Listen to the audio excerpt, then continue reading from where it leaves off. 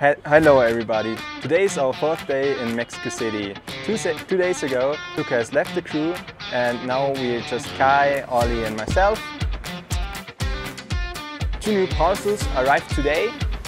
One is a plug for the Trader Car Connection.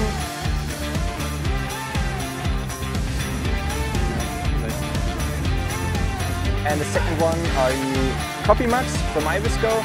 Thank you a lot. And we are looking forward to enjoy the next coffee with these mugs. We are standing today here in front of a huge shopping center and we are giving a press conference about the Solar Butterfly project. We are traveling in 4 years around the world and we are trying to find 1,000 solutions against global warming. We also meet some members of the Swiss Embassy. Thank you a lot for the support from home.